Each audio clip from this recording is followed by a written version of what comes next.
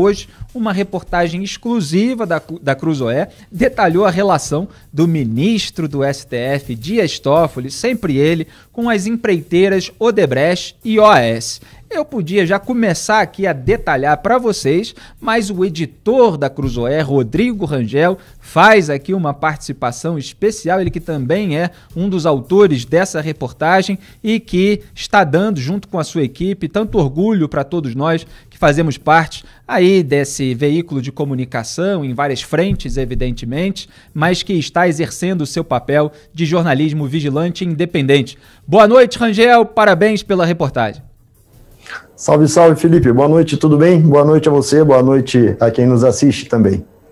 Tudo ótimo, Rangel. Então eu queria saber de você já os detalhes a respeito dessa apuração, onde é que estavam essas informações que não tinham vindo à tona ainda. Eu li lá que teve uma parte do computador do Marcelo Odebrecht que depois foi fuçada, tinha lá um espelho que rendeu um monte de mensagens. Queria que você explicasse melhor aqui para o público do Papo Antagonista, porque a gente lembra que houve aquela censura à Cruzoé, quando a Cruzoé mostrou que o Dias Toffoli é o amigo do meu pai, quer dizer, o amigo do Lula, que é amigo do Emílio Odebrecht, pai do Marcelo Odebrecht, de acordo com o próprio Marcelo.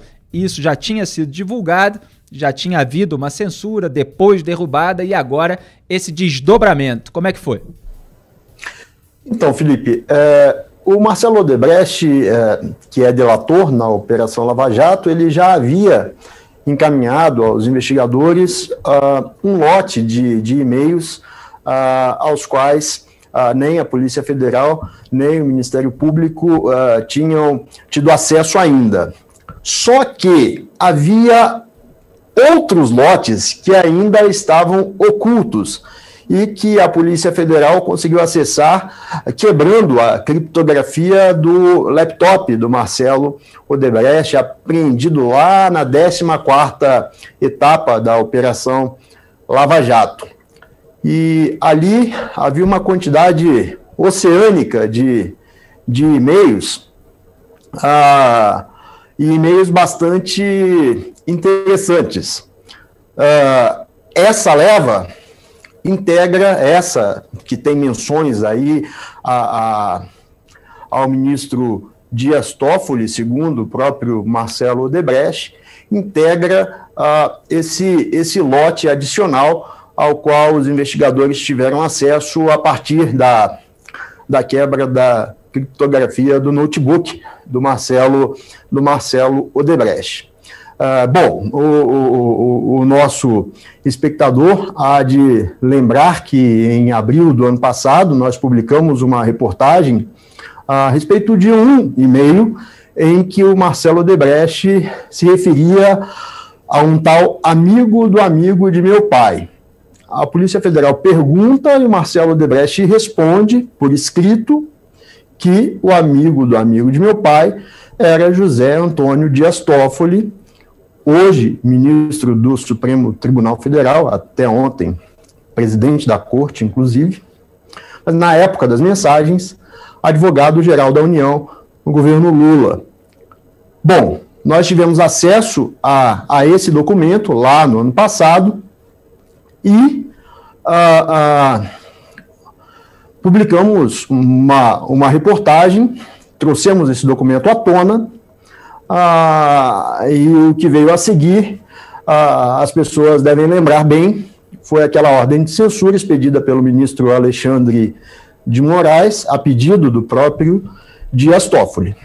Aquele, eu repito, era um e-mail, um único e-mail e uma resposta do Marcelo Odebrecht, esclarecendo o contexto daquele e-mail. Rangel, se me permita só fazer um parêntese, Rangel, porque já que você detalhou essa história e a gente estava comentando nas redes sociais, hoje o Alexandre de Moraes foi dar um comentário num evento e ele falou que a justiça pode retirar matérias do ar se ela for mentirosa. E não é o caso da matéria sobre o amigo do meu pai, o José Antônio Dias Toffoli. Inclusive, isso foi reconhecido no próprio plenário do Supremo Tribunal Federal. O ministro Luiz Edson Fachin deu a declaração mais incisiva a respeito disso, a gente publicou, eu reproduzi lá no meu Twitter, ele dizendo que justamente essa decisão foi revogada depois da confirmação da veracidade da matéria.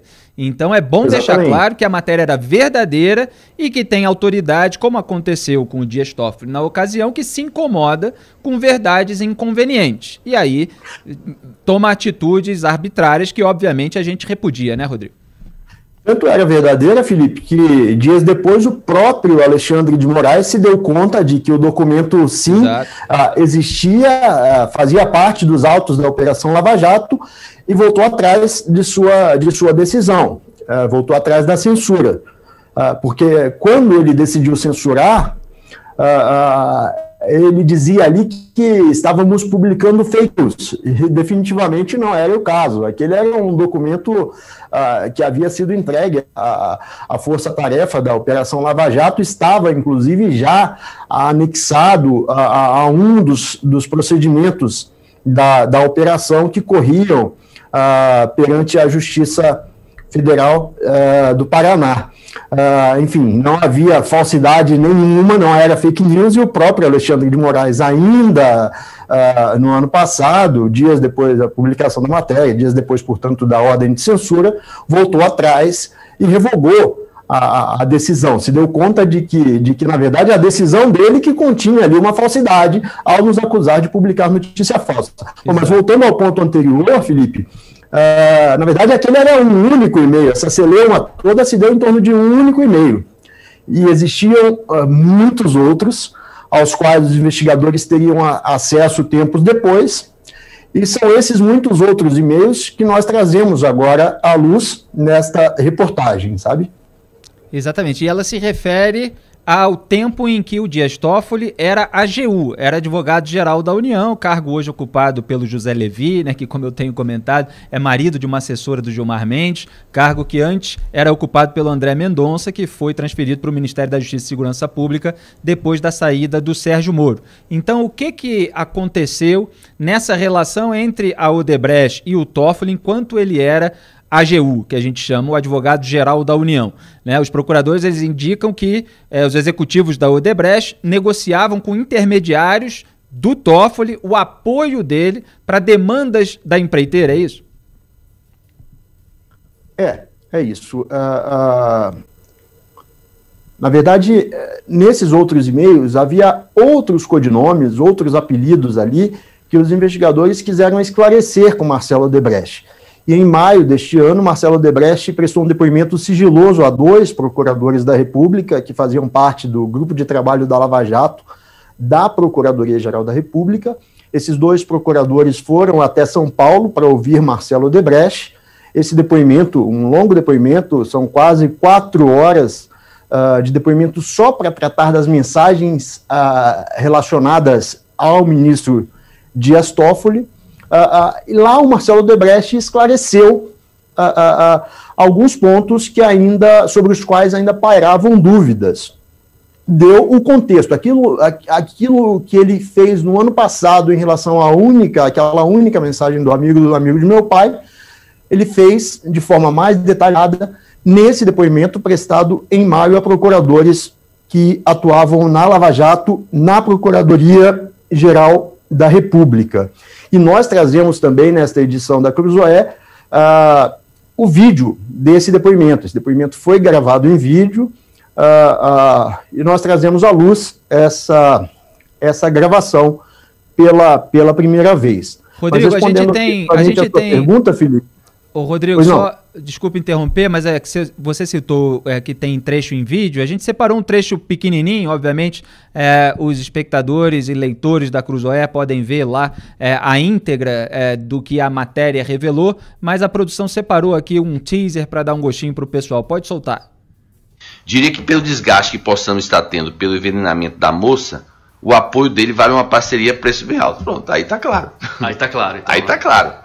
Entendi. O envenenamento da moça, quem seria esse envenenamento? Dilma. De Dilma. Porque Dilma, nesse ponto, ele estava Estava contrário ao interesse da Odebrecht. Então tá claro aqui que a gente está falando de que vale uma parceria preço bem alto, não resta a menor dúvida aqui, que é basicamente a conta que o Sérgio estava apresentando para a gente.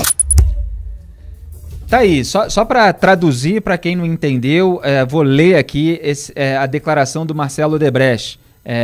Temos como motivá-lo a nos defender mais? Isso foi o que Marcelo Odebrecht escreveu ao diretor jurídico da empreiteira, se referindo ali ao Dias Toffoli. Diria que pelo desgaste que possamos estar tendo pelo envenenamento da moça, que seria justamente Dilma Rousseff, o apoio dele vale uma parceria / preço bem alto. Quer dizer, o apoio do Toffoli, aparentemente, vale uma parceria preço bem alto. Isso era uma mensagem do Marcelo Odebrecht, que ali o investigador está tentando decifrar, Rodrigo.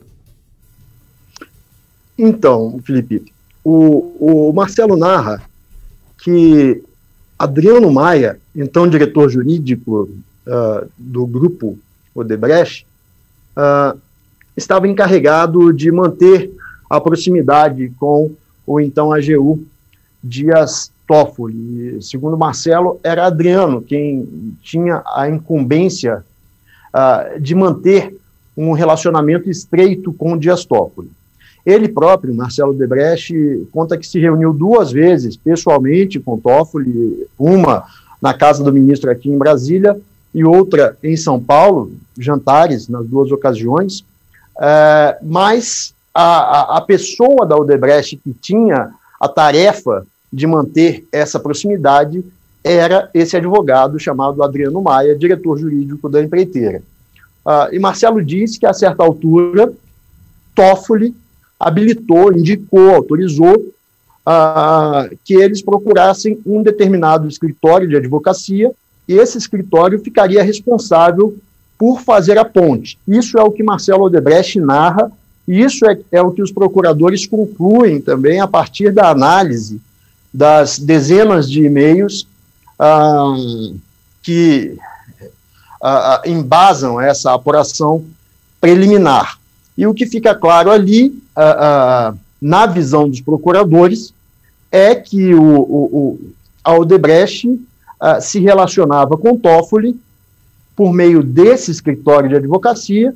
E o próprio Marcelo Odebrecht diz, com todas as letras, ele diz, inclusive, que os e-mails são muito claros em relação a isso, mediante pagamentos de valores elevados a essa banca, a esse escritório de advocacia que foi apontado como o escritório autorizado a fazer essa ponte entre a Odebrecht e o então advogado-geral da União, José Antônio Dias Toffoli. Quer dizer, Rodrigo, até o momento não dá para cravar que o Toffoli tenha recebido dinheiro direta ou indiretamente. Quer dizer, não tem ainda nenhuma confirmação de retirada do dinheiro que a Odebrecht pagava para esse escritório intermediário. No entanto, há indícios ali que talvez mereçam, né, na minha opinião, evidentemente merecem, uma investigação. Felipe, foi com base nesses indícios, são muitos indícios, a partir dos e-mails, a partir do que diz o próprio Marcelo Odebrecht, foi com base nisso tudo que esses procuradores do grupo de trabalho da Lava Jato, eles prepararam uma peça, uma petição, e sugeriram ao gabinete do Procurador-Geral, Augusto Aras, que solicitasse, junto ao ministro Edson Fachin, relator da Lava Jato no Supremo Tribunal Federal, a abertura de uma investigação formal, de um procedimento formal de apuração para avançar sobre essas suspeitas que envolvem o ministro Dias Toffoli, que evidentemente tem foro privilegiado no próprio Supremo. Só que não há notícias de que essa sugestão dos procuradores, esse pedido, quase um apelo dos procuradores, tenha ido adiante no gabinete de Aras. Pelo contrário, os procuradores que organizaram todo esse material a partir ali do acervo da Lava Jato, esses procuradores acabaram saindo. Foi mais uma das várias debandadas existentes na Lava Jato nos últimos tempos. esses procuradores, em junho, acabaram deixando seus postos, justamente por divergirem da postura de Augusto Aras em relação à Lava Jato. Portanto, não se tem notícias de que essa investigação tenha ido adiante, porque cabe ao PGR, Augusto Aras, solicitar a abertura dessa investigação. Mas, ao que sabemos, esse assunto ficou mal parado no gabinete dele, Aras. E são mais elementos que apontam para aquilo que a gente vem comentando, vem analisando. Quer dizer, o Augusto Aras foi posto na Procuradoria-Geral da República pelo Jair Bolsonaro, que se aproximou muito do Dias Toffoli. O Dias Toffoli, a gente vai comentar isso em detalhes com o próximo convidado, inclusive, ele segurou a investigação do Flávio Bolsonaro durante o recesso judiciário, como eu estava lembrando nos últimos dias aqui. Ele suspendeu todas as investigações baseadas em dados do COAF, e uma delas era a do filho 01 do presidente da República. Enquanto isso, a família Bolsonaro fez campanha contra a criação da CPI da Lava Toga e acabou conseguindo barrá-la, promovendo ali retirada de assinaturas de parlamentares em cima da hora para não alcançar o mínimo necessário, e aquela CPI iria investigar o Toffoli. Então, você tem na Procuradoria-Geral da República o Augusto Aras sempre fazendo média também com o Supremo Tribunal Federal e com o presidente, sentando em cima aí de indícios bastante fortes, que a Cruzoé está mostrando mais uma vez. Por isso o antagonista fez a pergunta hoje: e agora, Aras? Será que o Aras vai tomar uma atitude? E Rodrigo, tem um trecho da reportagem que é até um aspecto mais psicológico, mas na reportagem evidentemente está colocado de uma maneira factual, mas que eu achei muito interessante, que é a situação do Marcelo Odebrecht ao dar esses depoimentos. Porque ele, ao mesmo tempo, como um delator, ele tem um medo de que qualquer coisa que ele omitir possa vir a causar para ele a perda do acordo de colaboração premiada, como a gente viu aí acontecer, pelo menos em termos de polêmica, de escândalo, em relação ao caso dos irmãos Batista. Ao mesmo tempo, ele também, como delator, teme entregar um ministro de Supremo Tribunal Federal. Porque se ele falar aquilo, de repente ele está se colocando numa cilada, ele que é consciente, como alguém que cometeu vários crimes e está relatando esquemas criminosos, consciente da sujeira que acontece nos bastidores da República Brasileira. Então existe essa dualidade, essa ambiguidade do Marcelo Odebrecht. Você percebeu isso? Sem dúvida, Felipe. Assim, ele evita ser peremptório, eu diria, por algumas razões. Uma delas é que, por ser delator, ele tem consciência de que o acordo dele de delação pode ruir a qualquer momento e acusar diretamente o ministro da Suprema Corte pode não ser exatamente um bom negócio para ele. Imagina, se ele perder os benefícios do acordo de delação premiada, ele pode, evidentemente, voltar para a cadeia, de repente.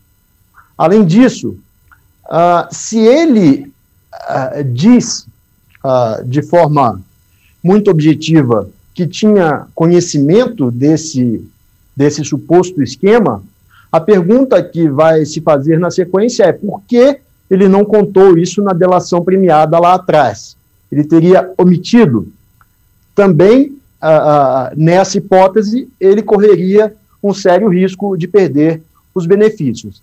Então, ao longo desse depoimento, prestado em maio aos procuradores, e que nós trazemos com exclusividade na Cruzoé, ele procura ser bastante cuidadoso. Os nossos espectadores vão poder perceber isso. Ele o tempo todo, ele contextualiza os assuntos de fundo dos e-mails, mas diz que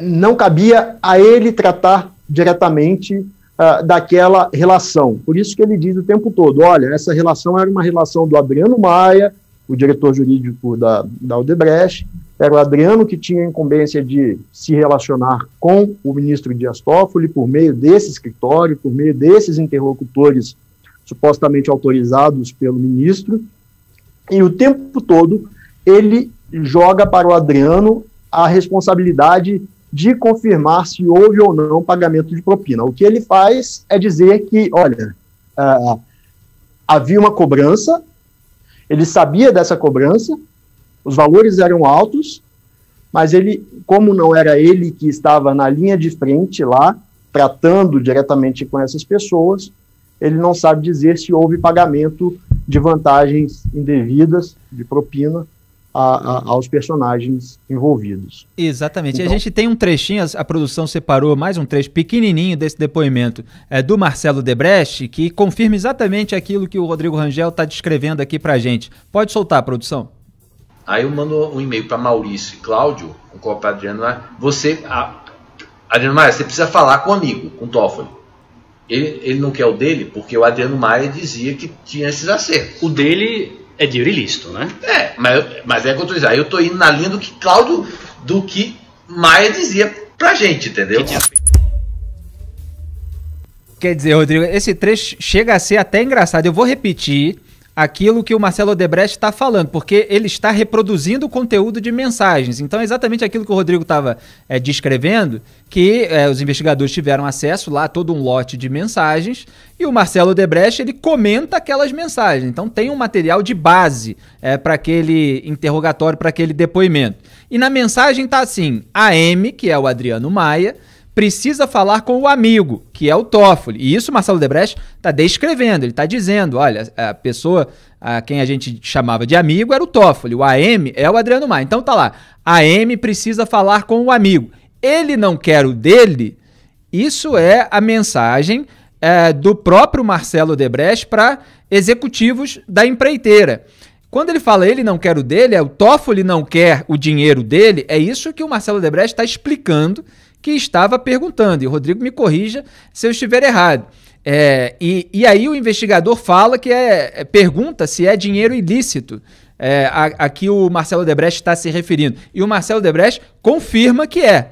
No entanto, né, Rodrigo, a gente vê a preocupação do Marcelo Debrecht em dizer, olha, quem fazia esse acerto de dinheiro era o Adriano Maia. Então, assim, a gente não fica com aquela resposta final peremptória, como você chamou, de um recebimento por parte do Toffoli de dinheiro ilícito. Sim, mas ele diz o tempo todo, as mensagens são claras, né? Assim, é como se ele estivesse dizendo, olha, eu não vou me comprometer com isso, não vou botar, não vou entrar nessa fogueira aí, mas olha só, as mensagens estão aí. O contexto é esse, as pessoas são essas, os personagens são esses, essa relação envolvia dinheiro, cabe a vocês avançarem. A certa altura, ele diz, inclusive, olha, quem pode responder em definitivo a respeito dessa questão é o Adriano Maia. Então, é uma situação bastante curiosa. Mas, assim, fica evidente também que era uma relação que ele acompanhava muito de perto, Felipe, porque são muitos os e-mails em que ele cobra retornos do Adriano Maia, ele pergunta ao Adriano Maia como é que está indo a relação com o Toffoli, se ele tem mantido a proximidade, ele diz em outras ocasiões, olha, nesse assunto aqui, vale o número da chantagem que eles estão pedindo, sabe? Ou ele diz... faz perguntas como essa que você acabou de mencionar aí, ele não quer o dele, sabe? Por mais que agora ele tente se distanciar, as mensagens deixam muito claro que ele era um personagem muito ativo desse processo, porque ele cobrava de Adriano Maia a manutenção dessa relação com o então advogado-geral da União, José Antônio Dias Toffoli. Certo, Rodrigo. Só registrando aqui para o público que essas duas principais demandas da Odebrecht nessa relação com o Toffoli por meio de intermediários, uma era referente ao leilão das usinas de Santo Antônio e Jirau e outra discussão sobre a extinção do crédito prêmio do IPI. Mas o que importa aqui para a linha investigativa é justamente como se dava esse lobby, né, feito pela Odebrecht. Agora, tem um outro caso, Rangel, que eu queria que você contextualizasse para a gente, que se refere a outra empreiteira, que é a OAS. E já tinha aparecido, né, em depoimento do Léo Pinheiro, algo sobre reforma em casa do Toffoli. Então, como é que foi agora? Então, lá atrás, quando o Léo Pinheiro começou a negociar um acordo de delação premiada com o Ministério Público, chegaram a circular notícias de que ele estaria disposto a falar sobre uma suposta reforma que ele teria feito na casa do ministro Dias Toffoli. O surgimento dessa informação, inclusive, travou toda a negociação de delação premiada do Léo Pinheiro, então Procurador-Geral da República Rodrigo Janot, suspendeu as negociações depois do surgimento dessa informação. O assunto, portanto, entrou na vala do esquecimento. Mais adiante, quando finalmente retomou a negociação com o Ministério Público, a história da casa sumiu dos capítulos da delação do Léo Pinheiro. O que entrou foi um relato dele sobre um pedido de contribuição feito pelo irmão do ministro Dias Toffoli, José Ticiano Dias Toffoli, então vice-prefeito da cidade de Marília, em São Paulo. Então, na delação do Léo Pinheiro, existe um anexo, um capítulo sobre esse pedido feito pelo irmão do ministro. Pois bem, a sucessora de Janot, Raquel Dodge, arquivou essa parte da delação de Léo Pinheiro. Mais recentemente, de novo, os procuradores do Grupo de Trabalho da Lava Jato na Procuradoria-Geral da República tiveram acesso a uma espécie de contabilidade secreta da OAS. E lá aparecia a tal despesa, a tal reforma na casa do ministro, no valor de R$15 mil. Eram planilhas, na verdade, que a OAS guardava as 7 chaves, e que um dos delatores resolveu entregar para o Ministério Público, e em uma dessas planilhas havia a menção a essa despesa, e com todas as letras lá estava escrito Reforma Casa Dias Toffoli. Bom, diante dessa informação, os mesmos procuradores que vinham apurando lá as mensagens do Marcelo Odebrecht, supostamente relacionadas ao ministro Dias Toffoli, pediram o desarquivamento daquele procedimento que a Raquel Dodge tinha mandado para a gaveta. Então, esse era já um segundo pedido de apuração de fatos envolvendo o ministro Dias Toffoli, dessa vez relacionados à relação dele, ligados à relação dele com a OAS. Aconteceu exatamente a mesma coisa que havia acontecido no caso da Odebrecht. Não se tem notícia de que esse pedido dos procuradores tenha avançado no gabinete do Procurador-Geral Augusto Aras. E tem outros dados interessantes que esses mesmos procuradores levantaram, Felipe. Eles mostram, nesse documento a que nós tivemos acesso, e as informações estão lá na reportagem publicada nesta última edição da Cruzoé, eles mostram que havia um estreito relacionamento entre Léo Pinheiro, então presidente da OAS, preso pela Lava Jato, delator, com o ministro Dias Toffoli. Eles relacionam lá mensagens trocadas, eles mostram que Léo Pinheiro se encontrou várias vezes com Dias Toffoli, jantou com Dias Toffoli, mandou presentes para Dias Toffoli. Algumas dessas reuniões, desses encontros, aconteceram inclusive na casa de uma assessora de Dias Toffoli, o que causou aos procuradores, isso está descrito na peça, um certo estranhamento. Eles se perguntam por que o ministro havia de se reunir com o empreiteiro na casa de uma assessora.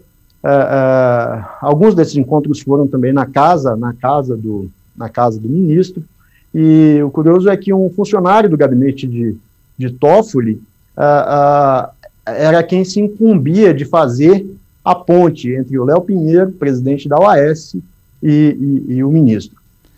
Maravilha, Rodrigo. Tudo detalhado aqui para o público do Papo Antagonista. E só para encerrar, Rodrigo... Tem mais detalhes, viu, Felipe? Eu sugiro que os nossos espectadores leiam lá a matéria publicada pela Cruzoé. A gente está dando aqui uma pincelada geral. Exatamente. No que trazemos, mas no que trouxemos na reportagem, mas tem muitos outros detalhes. Os documentos estão lá estampados, os vídeos todos, os principais trechos desse depoimento de 4 horas que o Marcelo Odebrecht prestou aos procuradores. Isso tudo está lá na reportagem. Exatamente, tudo detalhado lá na reportagem de capa dessa edição da Cruzoé. Aqui a gente está fazendo um apanhado geral para vocês. E só aproveitando a sua presença, Rodrigo, o que acontece muitas vezes no Brasil é que certos indícios fortes que vêm à tona pela imprensa em relação a investigações, muitas vezes não encontram eco nas autoridades em termos de providências a respeito. Então, você espera alguma coisa que possa acontecer a partir daí? O que deveria acontecer? Qual é a sua perspectiva a partir de agora? Porque a gente viu, por exemplo, o caso dos R$89 mil depositados pelo Fabrício Queiroz e pela Márcia Guiar, esposa dele, na conta da Michele Bolsonaro, para o Jair Bolsonaro, evidentemente, como ele próprio tinha admitido parcialmente, quando ele falou na quantia de 40 mil, só que eram 89 mil, como a Cruzoé mais uma vez revelou. Isso, nesse momento, não está sendo motivo de reações, de providências no debate público pelas autoridades e tal, mas pode ser que mais à frente seja retomado, porque a investigação em relação ao Flávio Bolsonaro corre lá no Ministério Público do Rio de Janeiro e o presidente tem foro privilegiado, então tem essas questões aí, mas isso a qualquer momento pode causar uma consequência. Em relação a esse conteúdo, o que você espera a partir daí? Felipe, não sei se eu espero alguma coisa, para ser bem sincero. O que há é um grande silêncio em relação ao assunto, né? Nossa reportagem foi ao ar no final da noite de ontem, e tirando alguns posts nas redes sociais, bom, evidentemente que nas redes o assunto está repercutindo bastante, mas fora isso, pouca gente tratou do tema ao longo do dia de hoje. É quase que um não assunto, sabe? Pouca gente quer se meter numa confusão desse tamanho. Então, eu não sei se é possível esperar que em algum momento o Procurador-Geral da República leve essas apurações adiante, que o próprio Supremo Tribunal Federal resolva tomar alguma providência em relação a um dos 11 ministros que aparece, né, mencionado nesse material reunido pelos procuradores. Até o momento não há indicações de disposição de nenhum dos lados para fazer alguma coisa para levar esse caso adiante.